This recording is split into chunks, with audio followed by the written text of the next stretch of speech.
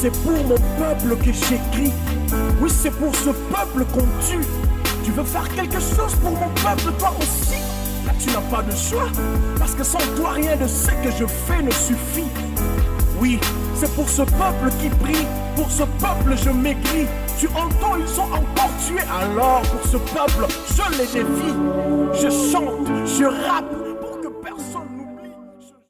Une question que n'importe qui d'entre les trois conférenciers peut répondre. Moi, je pense qu'en voyant des choses comme ça me révolte. Ça me révolte parce qu'on est des humains, on a un droit, comme tous ces gens-là que je vois, qui prennent un beau soleil. Mais quand je vois les enfants noirs d'une autre couleur en train de pleurer, gémir comme ça me révolte. Ma question est ceci. Pourquoi ces gens-là, aux États-Unis, pourquoi est-ce que nous, le peuple africain, doit être contrôlé de cette façon? Et que pouvons-nous faire pour leur faire comprendre notre ras-le-bol, que nous sommes des humains, que nous ne voulons pas être contrôlés comme des animaux avec ce genre de choses que je viens de voir? Que pouvons-nous faire en tant que peuple africain? Parce que je pense que c'est quelque chose que nous devons voir de long et à large. C'est très révoltant.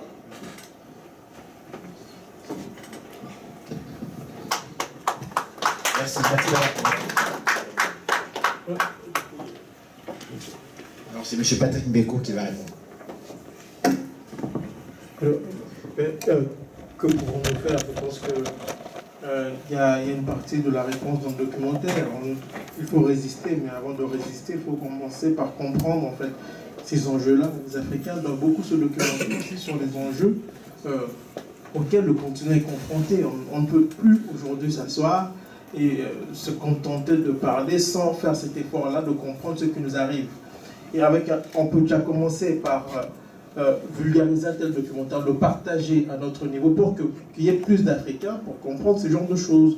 Je disais tantôt, pendant qu'on regardait le documentaire, je disais à Aziz que normalement, en Afrique, au lieu de perdre beaucoup de temps dans les universités, dans les écoles, à nous enseigner les merveilles de Charles de Gaulle, on pourrait au moins commencer par passer ce genre de documentaire-là. Et les étudiants doivent passer des examens sur ce genre de documentaire-là.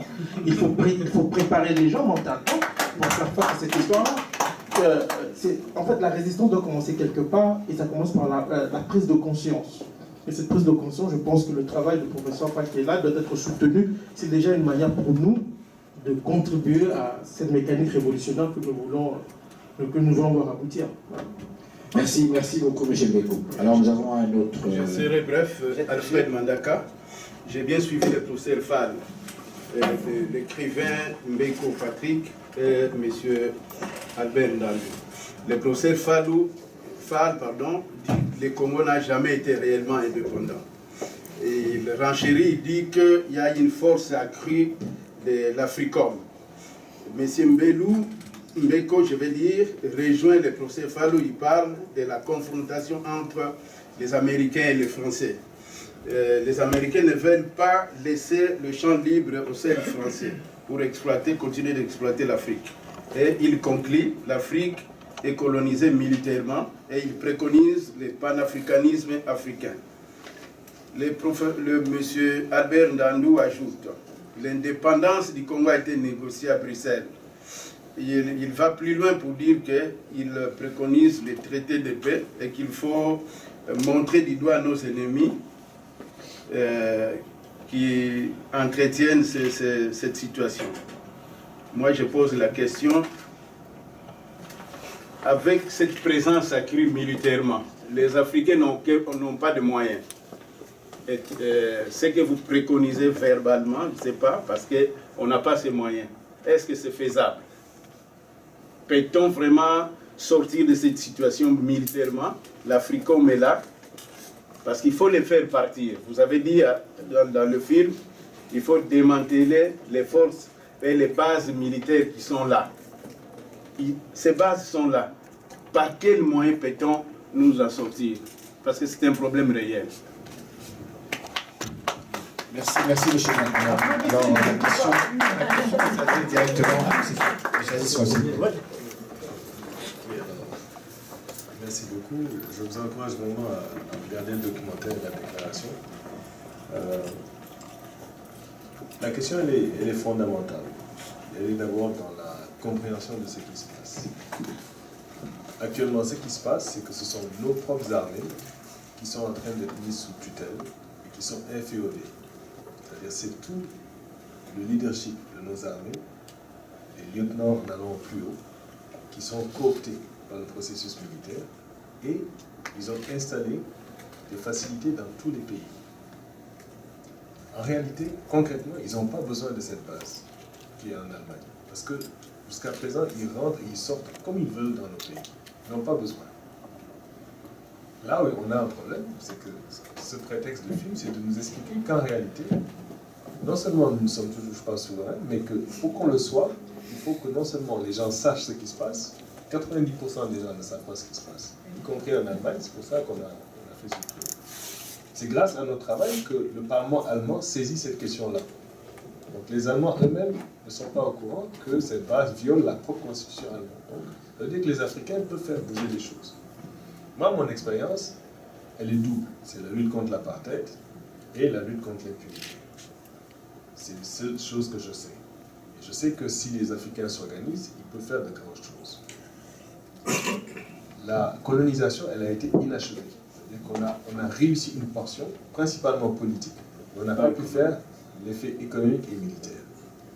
Je crois et j'espère que nous allons avoir, en tout cas que nos petits-enfants vont réussir une armée continentale. Actuellement, ce qu'on est en train de voir, c'est exactement le contraire. Donc, comme expliquait Patrick à madame, si on ne prend pas conscience, c'est le premier niveau. Elle a exprimé une indignation. La plupart des gens qui comprennent sont indignés. Là où on a un problème, c'est l'organisation. L'organisation, c'est d'abord une politisation. Pour ces jeunes, c'est une repolitisation. Donc c'est notre capacité de pouvoir maintenant essayer de nous organiser, parfois même pacifiquement, parce que militairement, nous n'avons pas la capacité. C'est pour ça que dans le film, on montre des jeunes avec des frondes. C'est David contre Goliath. Le rapport de force, il est inégal. Mais ils ne peuvent rien faire contre des peuples qui se lèvent. Ils ne peuvent rien faire. Vous pouvez les tuer au missile, vous ne pouvez pas tuer des millions de gens au missile. C'est pour ça que les hécatombes démographiques qui sont soulignées sont extrêmement dangereuses parce que c'est des bandes d'essai à plus grande échelle. Ce qui est fait au Congo est dans une perspective plus large, de guerre bactériologique, etc. Donc, il faut qu'on s'éveille et cette prise de conscience passe, et je ne presse pas pour la paroisse, je passe par les lectures assidues de briques comme celle-là, de documents plus légers, de comprendre ce qui se passe et de s'organiser politiquement, parce qu'il y a une désinfection politique. Donc j'encourage vos formations politiques de pousser la réflexion sur la démobilisation, la démilitarisation. C'est vraiment un problème de machisme homme. Il faut que les femmes aient leur voix dans ce chapitre-là. C'est vraiment, vous verrez qu'on désamorce une grande partie de cet enjeu-là en donnant plus de pouvoir aux femmes. C'est dur pour les hommes d'admettre ça, mais c'est la fonction même du problème. C'est une vision martiale du monde qui est principalement masculine qui est au cœur de cela. Je pourrais épiloguer plus rapidement, mais j'essaie d'être bref. Merci beaucoup, M. Foll. Alors on va passer à notre prochain intervenant. Vous êtes M. Jean-Philippe Lebleu, avec le Comité pour la République du Canada. C'est une question pour M. Ndandou, mais les autres panélistes peuvent commenter. Parce qu'on a parlé tantôt d'un système économique en déclin, en effondrement. Puis on a aussi d'un côté militaire, il y a l'OTAN qui a perdu les pédales et qui veut se battre avec la Russie. Donc on a vraiment un système très fragile. M. Ndandou avait mentionné juste rapidement, il n'a pas pu élaborer, sur le concept des BRICS, les nations du BRICS, donc Brésil, Russie, Inde, Chine, Afrique du Sud. Et en fait, l'opportunité que ça ouvre pour autant au niveau africain, mais aussi au niveau du Canada et des nations de l'Europe pour lancer le développement. Je ne sais pas si M. Ndandou pourrait parler de ça, peut-être donner un peu un sens justement d'un futur potentiel pour le développement de l'Afrique et des autres pays.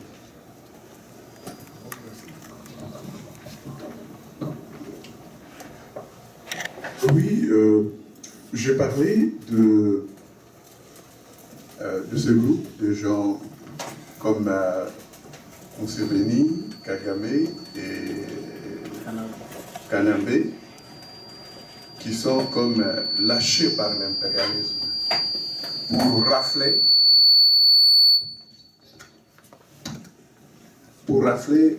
la souveraineté, comme Stanley l'avait fait pour rafler les droits des propriétés foncières sur la terre.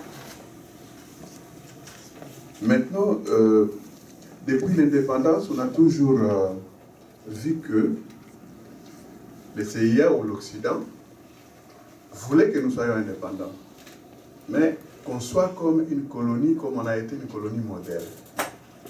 Et alors, quand vous comparez l'État colonial et l'État néocolonial, il y a une chose qui les met ensemble, c'est que l'État colonial, comme l'État néocolonial, est amoral. Ils n'ont pas de morale et ils n'ont pas de volonté pour promouvoir le bien-être des gens. Parce que justement, ils viennent, comme Stanley ou comme Afdel est venu à Kinshasa, ils viennent tout simplement pour prendre la matière première qu'il y a dans votre terre et alimenter leur industrie. Ils ne viennent pas pour promouvoir le bien-être. C'est comme ça que d'ailleurs au Congo, lorsque nous avons voulu demander au gouvernement belge de promouvoir le bien-être, ils sont partis. C'est pas leur. C'est comme maintenant, vous pouvez demander à Kanambe là-bas de promouvoir le bien-être, ils ne vont pas le faire. Ce n'est pas le but pour lequel ils sont arrivés. Ou les gens qui les ont commandités. Maintenant, donc, où chercher un milieu où on peut nous comprendre, un milieu où on peut respecter la souveraineté, les droits des gens sur leur terre et sur leur pays. Alors, depuis 2 ans, il y a un groupe de pays qui ont compris les problèmes qui nous tracassent. Les problèmes de perte de droits, de tous les droits sur notre terre ou de perte de souveraineté. Et ils ont voulu commencer à faire le contraire de ce que Tony Blair, qui va dans tous les pays pour détruire la souveraineté des gens. Ils sont mis ensemble. C'est les pays-là qu'on appelle les BRICS. Les BRICS, c'est l'abréviation de Brésil, Russie, Inde, Chine et l'Afrique du Sud. Et il y a d'autres pays qui ont rejoint. Dans ces groupes de pays, ils veulent créer un modèle qui est autre que le modèle de la Banque mondiale ou du FMI. Parce que vous voyez que tous ces pays-là que vous voyez comme le Congo, comme l'Ouganda, comme le Rwanda, comme l'Érythrée, comme le Sud-Soudan, sont tous devenus comme des colonies de la Banque mondiale ou du FMI. C'est le FMI et la Banque mondiale qui sont devenus comme leur métropole. Ils ne sont plus indépendants ou souverains. Et nous avons travaillé au Congo, nous savons que le FMI ou la Banque mondiale n'a aucune bonne intention pour... ça c'est connu. Bon, alors maintenant, il y a ce groupe de BRICS où on dit que c'est le développement mutuel. C'est le développement mutuel. Alors je pense que dans ce groupe, il y a beaucoup plus d'espoir. Il y a beaucoup plus d'espoir pour les pays qui ont toujours été brimés, comme le cas du Congo depuis que l'État indépendant du Congo a été créé depuis 145 ans. Nous avons toujours été brimés. J'ai dit tantôt que nous avons eu 2 mois d'indépendance, mais depuis que Lumumba est parti, l'indépendance est partie avec nous. Mais maintenant, il y a ces groupes-là que nous pouvons rejoindre, mais pour les rejoindre, bien sûr, nous devons être au pouvoir. Parce que comment vous allez faire des alliances avec la Chine ou l'Argentine ou les autres pays? C'est pour cela que moi, en tant que militant, je ne peux que inviter les gens à rejoindre la lutte que la PARECO a commencée. Cette lutte pour botter dehors l'impérialisme britannique. Nous l'avons vu venir. C'est la guerre de Fashoda, on disait. Le Fashoda, c'est un endroit où les Britanniques et les Français s'étaient battus en 1898 et les Français avaient perdu la guerre. Et alors ils ont conçu cette nouvelle recolonisation sur la base de la crise de Fashoda pour imposer à la France, pour prendre à la France tout ce que la colonie comme les Zaïre et les autres. Alors, ça veut dire que je voulais présenter à la fois les problèmes. Les problèmes, c'est ces groupes-là qui sont comme des fascistes, qui sont comme des impérialistes ou des nouvelles figures du colonialisme britannique en Afrique. Et puis de l'autre côté, les briques que nous pouvons, qui garantit les westphalies, c'est-à-dire la souveraineté de l'État, et à partir de la souveraineté de l'État, on peut se développer. Parce que maintenant, avec les frontières, et on avait dit à l'OIA le 25 mai 1963, on avait consacré comme un religieux, on avait consacré, sanctifié ces frontières que nous avons héritées, n'est-ce pas, de puissances coloniales. Et ces frontières sont devenues saintes et intouchables, intangibles. Mais maintenant, c'est cette doctrine que vous voyez l'Ouganda ou le Rwanda voudrait, et tantôt d'aller Patrick et Honoré disaient que depuis 1967, on a commencé à payer des fonds à l'ancien secrétaire général de l'OIA, M. Ahmed Salim, pour promouvoir les gens à aller faire des thèses de doctorat dans des universités, pour détruire la doctrine de l'OIA qui est devenue comme notre sanctuaire. Alors, moi je pense que d'ailleurs, la Pareco devrait fêter le 23 mai de chaque année pour fêter cette clause de la charte de l'OIA qui défend la souveraineté et puis le respect des frontières. Voilà ce que je peux dire pour le moment. J'aimerais insister sur la question, parce que vous avez parlé des briques. J'aimerais apporter une certaine nuance, parce que je pense qu'il faut aussi faire attention dans les alliances qu'on va avoir avec certains États, notamment les BRICS et tout ça, parce que pour moi, les BRICS, en fait, c'est une association de circonstances. Quand vous regardez très bien, on a vu d'ailleurs avec les images présentées dans le film d'Aziz, on voit des pays comme l'Afrique du Sud. L'Afrique du Sud qui fait partie des BRICS, mais qui en même temps sous-traite certaines activités anglo-saxonnes dans d'autres régions du monde. Je tiens à rappeler ici que l'Afrique du Sud fait partie des pays qui ont voté la résolution 1973 qui a mené au bombardement de la Libye par l'OTAN. Donc, et si vous regardez même entre la Chine, par exemple, et la Russie, ce sont aussi des associations de circonstances. Récemment, ils ont signé un accord d'envergure de 400 milliards de dollars, mais c'est parce que la Russie a un problème avec les États-Unis, les sanctions. Et donc, ces négociations qui perduraient, voilà, maintenant 10 ans, la Russie a accéléré la cadence de son côté pour accommoder la Chine. Ils ont signé ces protocoles d'accord pour court-circuiter les sanctions occidentales. Pourquoi je dis ça? Moi, je pense que les meilleures alliances en Afrique de nos pays doivent commencer en Afrique même. Si les puissances occidentales se rendent compte qu'on ne peut pas déstabiliser la Côte d'Ivoire parce que le Mali va intervenir ou d'autres pays, ils vont réfléchir à 2 reprises. Quand on a voulu déstabiliser la Bolivie, le Venezuela et l'Équateur ont menacé d'intervenir. Donc, je pense que les Africains devraient aussi beaucoup s'inspirer de ce qui est en train de se passer en Amérique latine, en tout cas, parce que plusieurs pays d'Amérique latine ont été les arrière-cours des États-Unis. Qu'ont-ils fait pour se tirer des griffes de l'impérialisme malin? Parce qu'il ne faut pas oublier une chose, c'est que ces gens ne nous dominent plus vraiment par la force, c'est beaucoup plus par l'ignorance, comme le disait Simon Bolivar.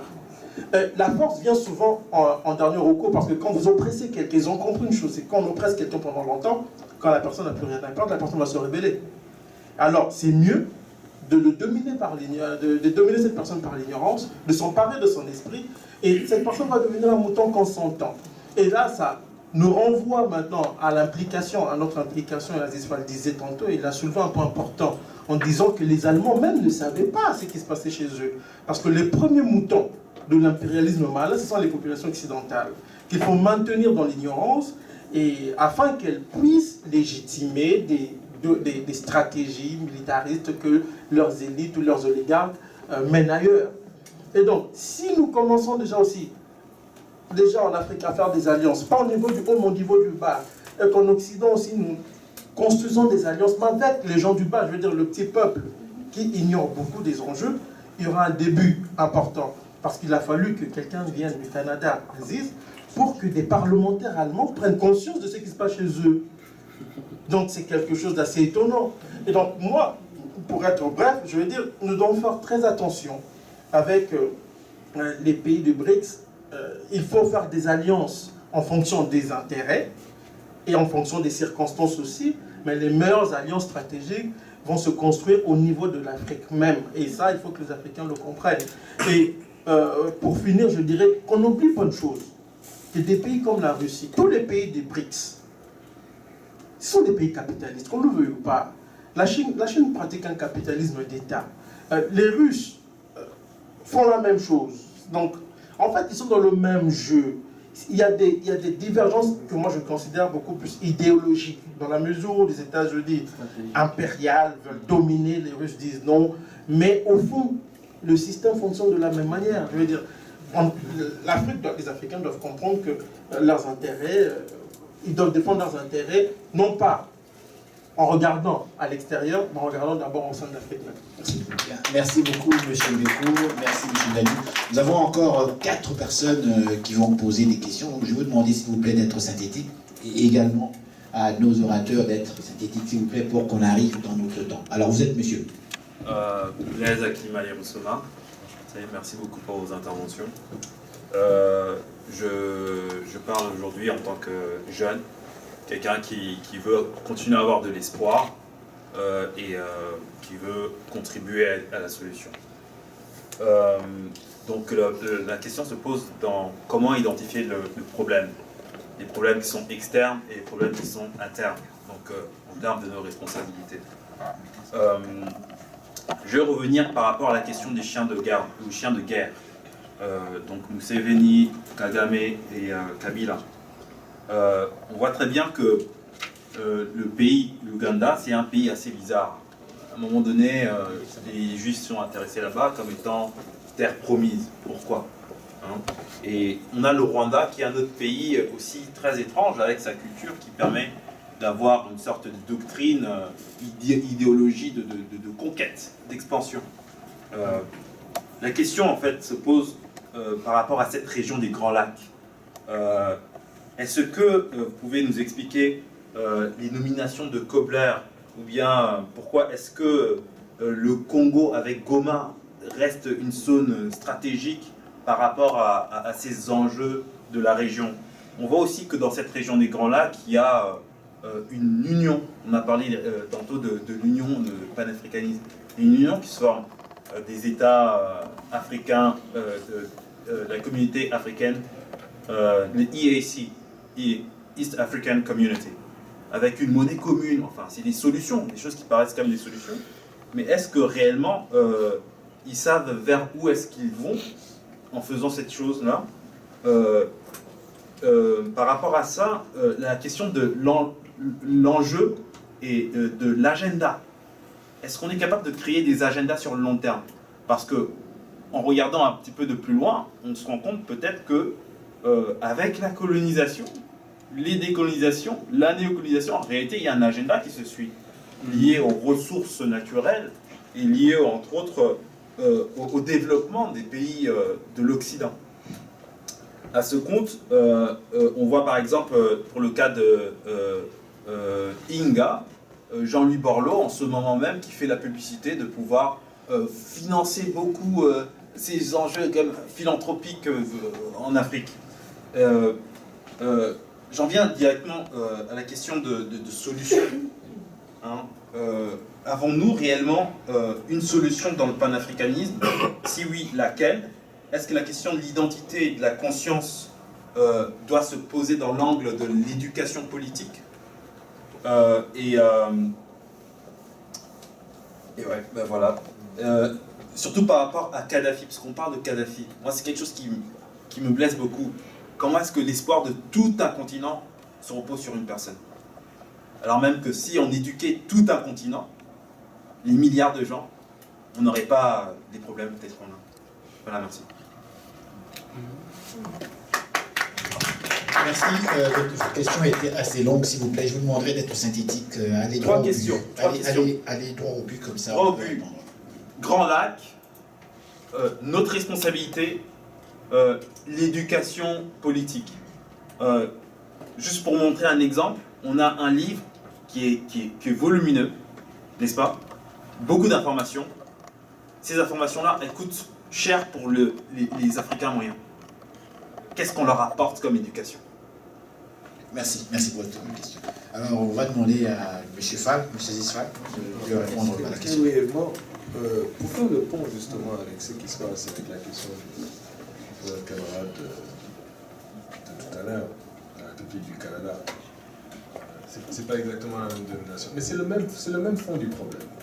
C'est-à-dire ce que eux veulent, ces Canadiens qui veulent sortir de la couronne britannique, et ce que nous voulons, c'est la même chose.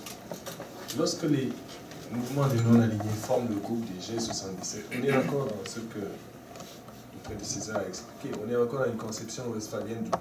Ce qui se passe aujourd'hui, c'est que cette conception, elle est tiraillée parce qu'on a un ordre transnational qui est venu se superposer à l'ordre international. On est dans un moment de symbiose. Donc le G5 qui devient le G8, il prétend vouloir être une sorte de gouvernance mondiale. Mais il n'y parvient pas. Pourquoi? Parce qu'en réalité, l'ordre a échappé déjà à l'État-nation et il est actuellement en train de tirer par les fonds transnationaux, auxquels participent ces mêmes G8. Donc que fait les gens du BRICS? Ils créent aussi une réalité de pays émergents en disant, puisque le G77 n'est pas opérationnel, et puisque le G8 prétend vouloir régenter le monde, nous allons montrer qu'en réalité, c'est le G5 qui est celui pour le 21e siècle, avec là-dedans, évidemment, la Chine, qui est déjà devenue la première puissance mondiale, qui crée le protocole de Shanghai et qui crée la toute dernière banque que vous avez vu naître il y a un mois. Donc les pays africains, dans toute cette histoire-là, sont l'endroit qui va être l'endroit de convoitise. Parce que tout ce système-là ne peut fonctionner que si les ressources de l'Afrique vont y participer. Mais en fait, cet ordre veut l'Afrique sans les Africains. C'est ça qu'il faut comprendre. Et donc, il n'y a pas d'autre solution que le panafricanisme. Il n'y en a pas. Quelqu'un a une option qui nous l'explique. Et cette option, elle suppose dépasser l'État-nation et avoir littéralement une résistance populaire qui va passer, comme vous le disiez, par évidemment la prise de conscience, par tous les moyens disponibles, par une langue unique, l'apprentissage de nos langues et de nos cultures, une seule langue, pour l'instant une langue unificatrice. Et la particularité du Grand Lac, c'est justement d'avoir créé dans la matrice, la mythologie d'une culture Ima, l'idée que ces pays vallonnés, qu'ils soient travaillés par l'impérialisme britannique ou pas, c'est pas là la question, c'est qu'il y a une culture martiale des Grands Lacs qui veut prétendre que descendants de l'Égypte pharaonique, ils ont la possibilité de recoloniser ce système. Et c'est cette culture-là que le pouvoir Ima a voulu proposer. Or, en le faisant, sur le Congo, ils se sont battus. Les Ougandais et les Rwandais, qui sont au cœur de cette matrice hégémonique, se sont battus sur la convoitise du Congo. Voilà pourquoi ces pouvoirs sont extrêmement dangereux, parce qu'ils créent une mythologie qui n'existe pas. La même mythologie existe aussi en Éthiopie. Hein? Donc il faut qu'on dépasse cela, c'est des formes de culturalisme, et qu'on comprenne nos cultures, nos sociétés africaines, et qu'on aille vers un panafricanisme progressiste. Progressiste, ça veut dire un peu créer des autonomies collectives comme ont fait les gens de l'Alba en Amérique latine. Si nous ne faisons pas cela, en fait, nous mourrons. C'est pas très compliqué. Nous mourrons à petit feu, et l'Afrique sans les Africains se concrétise. Merci, M. Fall. Je vous demanderai de l'applaudir, s'il vous plaît. On va passer à... Excuse-moi, parce qu'il avait demandé, vous avez dit, il y a un gros livre. Je veux dire, oui, c'est gros. Bon, pas trop gros, mais bon. Vous allez dire un gros livre, mais comment faire? Moi, je pense que c'est simple. Si vous avez lu ou vous avez l'information, passez l'information, vulgarisez-la. C'est aussi simple que ça. C'est ce qui s'est passé en Amérique latine, notamment au Venezuela. On organisait des kermesses pour sensibiliser les gens aux enjeux. On n'a pas besoin de mystifier les gens. Notre problème à nous, Africains, c'est qu'on aime beaucoup la mystification. Des très longs discours qui ne riment à rien. On peut synthétiser, prendre l'essentiel, présenter aux gens. Quand vous êtes devant des gens qui ne sont par exemple pas allés à l'école, Vous n'avez pas besoin de leur dire que voilà, je ne sais pas, les équations en 4 inconnues, je ne sais pas. Faites comme Sankara faisait, quand il prenait un t-shirt, il disait l'impérialisme c'est ça. Et il essayait d'expliquer ça, de vulgariser en disant ce t-shirt-là avec le drapeau américain acheté aux États-Unis, c'est ça, c'est une forme d'impérialisme dans la mesure où chez nous, il y a des gens qui font ce genre de choses et eux nous colonisent d'une certaine manière. Je veux dire, c'est très simple. Il faut juste qu'on utilise un peu notre tête et voilà, on va marcher. Merci, merci, monsieur Békou. Alors, nous avons... Je voudrais dire aussi une chose. Excusez-moi, ça va pas une seconde. C'est que nous avons quelques instruments actuellement. Parce que nos chefs d'État sont partis à Addis Abeba en 1963. Il y a la charte de l'OIA. Mais nous ne parlons pas beaucoup de cette charte. Maintenant, on appelle ça Union africaine. Mais elle est basée sur la souveraineté des États et sur le respect des frontières. Mais je crois que si nous ne sommes pas avalés par la pression que le professeur, comment il s'appelle, Salim Ahmed Salim, qui avait eu la mission de détruire cette thèse, mais c'est cette thèse-là que nous devons soutenir et propager, parce que c'est la seule manière que nos ancêtres, les Nkrumah, avaient vu pour que nous puissions être indépendants et vivre et commencer un certain développement et en même temps travailler pour l'apparition des États-Unis d'Afrique et un haut commandement militaire conjoint pour défendre l'Afrique. Je pense que nos ancêtres ont déjà pensé à ces problèmes, mais nous autres, nous agissons toujours comme si nous devons toujours commencer à zéro. Bien, alors monsieur Nalou, merci encore une fois. On prendra encore probablement peut-être 2 questions encore. Le temps nous presse malheureusement, on doit arrêter à 16h05. Alors je vous demanderai de vous présenter s'il vous plaît. C'est Albert Mavungu, membre de la Pareco. Alors je vous remercie beaucoup de vos différentes interventions. Ma première question va tout droit à M. Fall. L'Afrique a une histoire et son histoire est très ambiguë et complexe. On parle de l'esclavage, de la colonisation. Et lorsque l'Afrique avait l'occasion de revendiquer ses droits par rapport à tout ce qu'elle a subi, toujours à cause des divisions, on n'est pas arrivé à brandir cette histoire devant ceux qui nous ont fait subir cette chose pour revendiquer nos droits. Mais quand, en regardant votre film, l'Allemagne, tout ce qu'il a ramassé partout où il est passé, quand il a été combattu et vaincu, les belligérants lui ont demandé tout ce qu'il a ramassé, donne-nous ça. L'Allemagne a donné. Et aujourd'hui, l'Allemagne est en train de demander, voilà, je vous ai donné, maintenant essaie de me restituer. Ils ont trouvé un deal, bon, nous on va foutre la merde partout, comme ça toi aussi, tu vas trouver quelque chose à grignoter. Alors, l'Afrique aujourd'hui, on a eu l'occasion, je pense à Johannesburg ou quelque part, ils se sont réunis pour dire que notre continent a été exploité, sacrifié, saccagé, tout le mot du monde, nous l'avons vécu. Et les Juifs, c'est ce qu'ils font aujourd'hui, parlent que de la Shoah, pour qu'on les accuse de rien de tout ce qu'ils font dans ce monde. Et l'Afrique a loupé cette occasion à cause de nos divisions internes, de nos représentants, pour dire que tout ce qu'on a subi, on ne peut pas demander rémunération. Monsieur Mavungu, posez votre question. Alors, je vous demande, par rapport à ça, l'Afrique, aujourd'hui, qu'est-ce qu'elle doit faire pour que son histoire, ses souffrances, soient reconnues par tous ceux qui continuent à nous enfaler jusqu'aujourd'hui? Et j'ajoute, votre film, est-ce que vous avez l'occasion de passer à Kinshasa, à Douala, à Dar es Salaam, à Yaoundé, ainsi de suite, pour vulgariser, parler, éclairer les jeunes Africains pour qu'ils comprennent les enjeux du continent? Papanda, l'empire du silence, le Congo. Aujourd'hui, nous, peuple congolais, notre pays est sacrifié, souffre. On nous parle des charniers aujourd'hui, mais on ne bouge pas. Et ce silence qu'on a vécu pendant que nos parents étaient colonisés, et ce n'est pas le même qu'on vit aujourd'hui. Nous-mêmes, les Congolais, on ne parle pas. Et la communauté internationale aussi ne veut pas parler du Congo. Est-ce qu'il n'y a pas un problème quelque part? Patrick, je finis avec Patrick.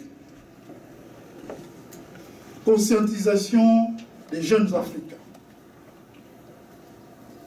Sur une échelle de 5 aujourd'hui, où pouvez-vous situer le niveau de prise de conscience pour nous, Africains, de la situation du continent africain aujourd'hui? Je sais que c'est un exercice difficile, mais je fais la psychologie, c'est pourquoi je pose ce genre de questions. Les questions sont longues quand même, vous en conviendrez. Alors on va d'abord demander à M. Fall, puisque je pense que c'est à vous que la question est destinée, d'être synthétique, comme ça on va pouvoir arriver dans le temps. Merci. C'est pas très compliqué. Dans aucun pays africain, puisqu'ils sont tous actuellement cooptés dans le processus, il n'y a personne qui veut montrer ce film. Donc le film a été passé sur l'Internet, et malheureusement enlevé 2 fois. Là on a mis un petit coffrage. Pour l'instant il est toujours sur le web. Donc essayez de le circuler. C'est avec les peu de moyens que nous avons. Mais c'est comme lié à la dernière question, c'est une question de prise de conscience. Le problème des Congolais, surtout du Congolais mâle, c'est qu'il y a un problème d'aliénation profond. Il y a un problème d'aliénation. La bière, les femmes, la Bible, etc. ne peuvent pas être compatibles avec le réveil essentiel contre le génocide. C'est-à-dire qu'il faut faire une introspection, c'est un problème d'aliénation. Je crois que relire Fanon, comprendre ce qui se passe profondément, c'est un cas d'urgence. Si un peuple ne comprend pas, évidemment ceux qui l'assaillent, qui considèrent qu'il n'est même pas méritant pour les ressources qu'il a sous ses pieds, évidemment, va le déposséder. Donc on ne peut pas reprocher aux Occidentaux de faire ce qu'ils font. Eux, ils pensent à leur intérêt. C'est nous qui devons nous éveiller à l'urgence et faire ce que nous avons à faire. Mais évidemment, la réponse, elle est dans le télévangélisme, dans toutes sortes de choses, dans le social narcissisme. En fait, ce sont des diversions et des impasses qui sont elles-mêmes entretenues par les élites et l'ordre mondial. En ce moment, on fait partie du problème. Pour faire partie de la solution, il y a une part de sacrifice, et je vous dis, si les peuples se mettent ensemble, le système monde ne peut rien contre nous. Au contraire, le système monde comprend très bien que la mentalité, la culture africaine est exactement l'antidote à l'impérialisme et à la déshumanisation du monde. Parce que nous avons gardé un sens de la famille, une conception écologiste du monde. Ils savent que nous avons la solution. C'est pour ça qu'il faut avoir foi en nous-mêmes. Je crois que M. Mbeko voulait ajouter quelque chose. La question était également destinée, je pense bien. Ah, ok. Mais, par rapport à la conscience, je pense que le professeur Aziz Fall a répondu. Mais j'allais dire simplement ceci, c'est qu'il ne faut pas attendre que les solutions viennent toujours d'en haut.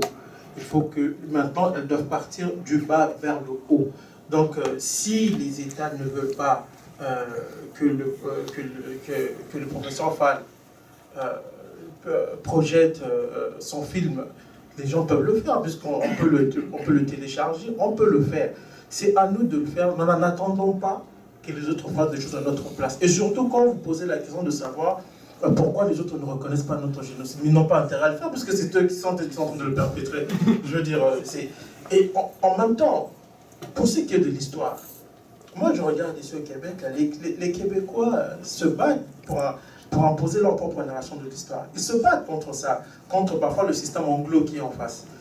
C'est aux Africains d'écrire leur histoire et de la léguer aux générations futures. Peu importe que les gens pensent que ouais, bon, c'est ça ou c'est pas ça, c'est aux Africains d'écrire leur histoire et de s'y maintenir.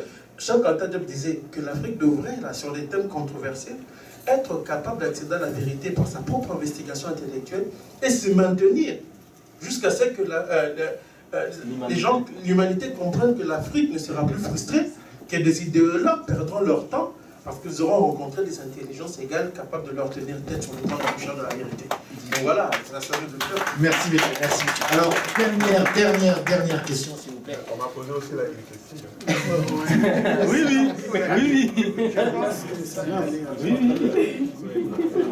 Oui, je vais être bref. Il a parlé des fosses, des fosses communes. Et Kinshasa est maintenant entouré de fosses communes. Et qu'est-ce qu'il nous faut pour sortir de cette culture politique de fosses communes? Et moi, j'avais déjà dit, n'est-ce pas, qu'il y a notre identité d'être humain créé par Dieu. Et d'ailleurs, là-bas, Kinshasa s'appelle les Bantous. Donc, des êtres humains créés par Dieu et dotés d'une capacité pour découvrir des principes communs comment nous gouverner.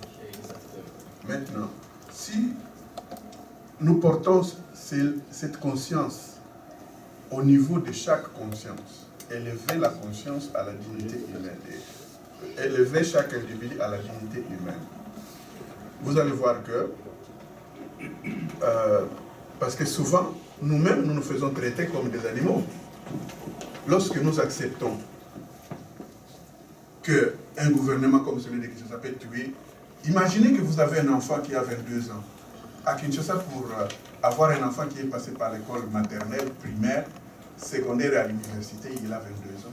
C'est l'effort de tous les camps. Et puis, à 22 ans, 23 ans, votre enfant est tué. Et puis, vous ne pouvez même pas retirer son corps. Vous ne pouvez même pas savoir où on l'a enterré. Tu vois? Donc, nous devons refuser d'être traités comme des animaux. Mais souvent, nous acceptons de nous faire traiter comme des animaux. Il y a ceux qui nous traitent comme des animaux, mais aussi nous-mêmes, nous le sommes. Alors, maintenant, cette culture de l'être humain, il faut la mener vraiment au plus haut, que nous ne pouvons pas accepter dans toutes les décisions qu'on nous traite comme des animaux. Mais souvent, nous nous taisons. Je ne sais pas, je n'ai plus autre chose à dire. Merci, merci beaucoup, monsieur Nami. Merci. Alors, on va passer à la toute dernière question. Merci. Après ça, on va pouvoir réaliser, pour ceux qui le veulent, on pourra faire des interviews télévisées à côté. Bien, alors, merci pour la question. Moi, au risque de vous décevoir tous, la première s'adresse au professeur Fall. Vous êtes monsieur? Ah, je suis monsieur Robert Boucolo. Ma première question s'adresse à vous. Est-ce que vous êtes un répétiteur pour faire peur ou vous voulez faire prendre conscience? Parce que j'ai comme l'impression que le film dit des choses qui existent. C'est très bien, un travail bien fouillé. Est-ce que ce n'est pas de la répétition pour faire peur aux Africains que devant l'impérialisme, nous n'avons pas d'armes pour y arriver? Ça, c'est la première chose. La deuxième, toujours à M. Fall, avez-vous remarqué les nez des pharaons brisés? Pourtant, ces pharaons ont été dessinés dans des pierres qu'on appelle l'albâtre, très fort, très dur à défaire. Les lèvres pulpeuses de femmes de l'Égypte pharaonique. Avez-vous remarqué que ces lèvres-là étaient coupées? Et qui a coupé? Pour quelle raison? Est-ce qu'on peut ajouter cette partie du film dans la sensibilisation? En deux mots, je veux dire tout simplement que le problème est un problème culturel. Le problème culturel et historique qui se dégage dans ces contextes remonte aux origines des uns et des autres qui se cherchent une place. On est en train de blanchir quasiment l'histoire africaine. Et tout est parti de là. Et les guerres et les autres, ça ne vient que dans la suite. Alors maintenant, posez votre question, s'il vous plaît. La deuxième, toujours à lui, parce que les autres, je vais aller tout de suite rapidement, je vais m'arrêter là-bas. L'Afrique a besoin de la sensibilisation, c'est ce que vous faites déjà, c'est très bien. Mais êtes-vous sûr que les Africains vont vous écouter? D'abord, vous parlez dans une langue qui n'est pas la leur, les Congolais. Et puis, les sangs continuent à couler. J'ai refusé de marcher sur ces sangs-là. Comment, à travers les sangs,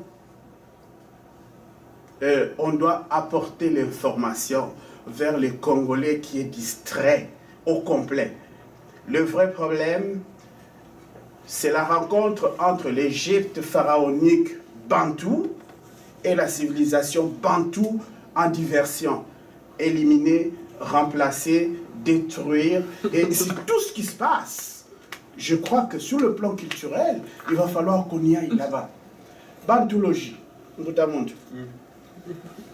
comment pensez-vous faire une étude bantou? Déjà, je commence à dire que mea culpa, toutes nos thèses de doctorat, nous sommes des répétiteurs du colonisateur de l'impérialisme. Répétiteurs. Nous répétons, nous écrivons les livres dans ce sens-là. Êtes-vous conscient qu'il y a véritablement au sommet de tout ça un problème noir et blanc? Muntu, égyptien pharaonique, et les autres, les origines des autres. La conscientisation, je vous conseillerais énormément de créer des radios, une chaîne de télévision, mais de parler en lingala, dans langues africaines. Je crois que c'est M. Beko, attelez-vous à cela, et c'est un conseil que je donne. Mais je crois que si vous aurez des choses à ajouter. Mais surtout, M. Fall, le professeur, je veux que le combat soit aussi culturel. Merci. Et notamment tout la pathologie. Merci, comment monsieur. s'y prendre. Merci. Alors on va être vraiment synthétique parce qu'on est presque au bout du temps. S'il vous plaît, merci. Moi, je vous invite tout simplement à aller sur mon site. Vous constaterez que je suis moi-même égyptologue. Pas parce que ma mère est égyptienne, mais parce que je suis vraiment égyptologue. Et je vous conseillerais tout simplement de voir le film. Parce que je crois que le terme de répétiteur ne correspond pas du tout à la réalité des activistes qui luttent. L'impérialisme sait très très bien contre qui il a affaire. Donc ils savent que nos moyens sont peut-être dérisoires, mais que ça fait mal. Donc je crois que je n'ai pas vraiment d'autres réponses à vous donner que de vous encourager à regarder le livre. Parce que souvent aussi on réinvente la roue. On dit que l'Afrique n'a pas écrit son histoire, etc. L'histoire générale de l'Afrique a été faite à l'UNESCO au début des années 80. L'essentiel de tout ce que vous venez de dire a déjà été écrit, démontré facilement, et c'est accessible. C'est une brique 2 fois plus grosse que celle-ci, et 2 tomes. C'est Kizerbo et El Mokhtar. Donc l'essentiel de notre histoire est écrite. L'histoire de la culture bantoue, de sa philosophie est écrite. Obenga a fait 2 traités là-dessus, la géométrie, etc. L'autre Dishango, tout ça est fait. Donc lorsqu'on fait un travail comme ce que nous faisons, nous utilisons ces gestes-là déjà. Donc on n'a pas besoin de les répéter. Nous allons exactement là où ça fait mal. Nous expliquons aux Africains ce qu'ils voulaient faire et la réalité qu'il y a. Donc un répétiteur, c'est un truc de théâtre. Vous voyez, c'est des gens qui sont là dans la fosse en train de répéter. On a dépassé cette époque-là. Je crois qu'il y a une certaine génération qui répétait. Nous sommes en train d'innover. Nous sommes en train d'anticiper. C'est pour ça que je vous dis, regardez le film, et sans prétention, vous allez voir que le travail est un travail d'innovation. C'est-à-dire que les Occidentaux ne voulaient pas qu'on sache. Un peu comme l'égyptologie. On a pu comprendre les racines africaines. Aujourd'hui, les Africains, cette déclaration est traduite dans les langues africaines. Le problème qu'il y a, c'est que les Africains ne comprennent pas même c'est quoi l'africanité. Parce que c'est pas dans leur langue. C'est pas un problème seulement de langue. C'est beaucoup plus profond que ça. Parce que le lingala, c'est pas une langue. C'est une langue qui a été créée dans la modernité. D'accord ? C'est une langue mixte. Donc quand je vous dis qu'aujourd'hui, le problème n'est pas seulement une question de langue, c'est une compréhension anthropologique de qui nous sommes.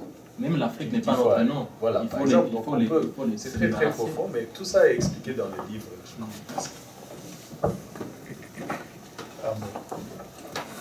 Moi, vous m'avez posé une très très bonne question, parce que pour sortir de cette culture des fausses communes,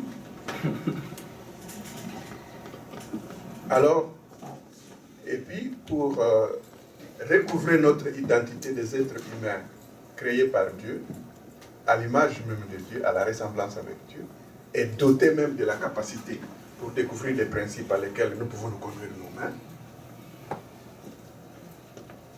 je pense que c'est notre attribut en tant qu'être humain. Maintenant, le problème, c'est que les gens ont peur de la mort. Surtout les Congolais ont peur de la mort. Moi, je l'ai vu à Kinshasa. On envoie des militaires à Kenge pour défendre la ville de Kinshasa. Et puis le lendemain, personne rentre et dit « Ah, on a un bureau, deuxième bureau. » Tu vois? Donc nous devons avoir, comme Honoré Ngwanda et Mbeko est en train de dire dans leur bouquin, nous devons avoir quand même des causes pour lesquelles Bafwa, Basala. Ça veut dire que si on meurt, on meurt. Ceux qui vont mourir doivent mourir, ceux qui restent, restent. Nous devons avoir des causes que nous ne pouvons pas accepter. Par exemple, nous ne devons pas accepter que nous soyons traités comme des animaux. Parce que maintenant nous sommes traités par des gouvernants comme des animaux. Or, étant être humain créé par Dieu, est un bateau, comme on dit à Kinshasa. Nous savons comment on devrait nous traiter. Mais nous avons peur de la mort.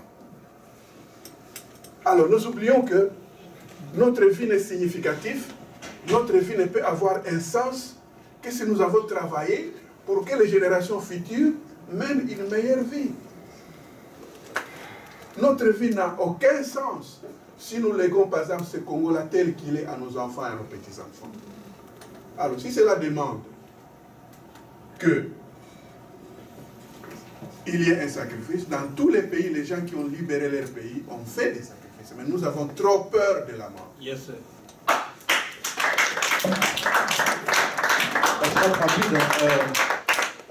Par rapport à la question de Lingala, je pense que nous devons être pragmatiques. Aujourd'hui, si j'écris en Lingala, même certains qui sont à l'Est ou dans certaines parties du pays ne comprendront pas. C'est une question de pragmatisme aujourd'hui. Et comme l'a dit Aziz, il y a des priorités. Nous devons avoir aussi le sens de priorité. Aujourd'hui, j'ai écrit certes en français. Ça permet non seulement aux Congolais de comprendre, mais aussi à beaucoup d'Africains de comprendre, à des gens de comprendre ici au Canada. C'est ça l'objectif, d'atteindre les gens. Maintenant, si vous comprenez, vous pouvez vulgariser cela au niveau de votre village. Rien ne vous empêche de le faire.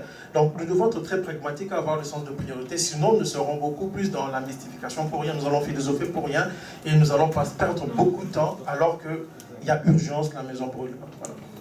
Bien, on va applaudir très fort nos invités ici. Nous avons donc eu ce soir en fait, la possibilité d'avoir M. Salmon Fall, Aziz Fall, qui est, je vous le rappelle, le professeur, qui est un spécialiste sur les questions politiques. Nous avons également eu M. Mbeko, qui vient de parler, qui a publié quelques ouvrages, dont le tout dernier que je vous invite d'ailleurs à acheter et lire également. Je l'ai lu et je n'ai pas encore terminé. Sincèrement, j'ai cru faire un vrai cauchemar. Et nous avons aussi M. Ndandou. M. Ndandou qui était déjà avec nous la fois passée et qui nous a beaucoup appris sur l'histoire de l'Afrique et qui nous a également parlé de M. Nkrumah qui est donc ce grand patron du panafricanisme. Voilà donc, c'est tout pour aujourd'hui. Je vous remercie au nom de toute cette équipe. Pour ceux et celles d'entre vous qui voudraient, on va réaliser de petites interviews télévisées qu'on va diffuser, bien sûr, sur le net. Encore une fois, grand merci. Et suivez donc les événements sur la RDC, parce qu'il y aura d'autres conférences qu'on va organiser. Et ce sera à Toronto, ce sera à Montréal. N'hésitez pas, parlez-en, invitez les Québécois, invitez nos frères et sœurs africains pour qu'on entende, qu'on sache ce qui se passe ici donc en République démocratique du Congo. Voilà. Alors, nous aurons quelques interviews, quelques personnes, enfin ceux qui veulent rester, on va pouvoir parler. Voilà, merci encore une fois et très bonne fin de journée. Merci. On applaudit encore une fois nos invités. Merci.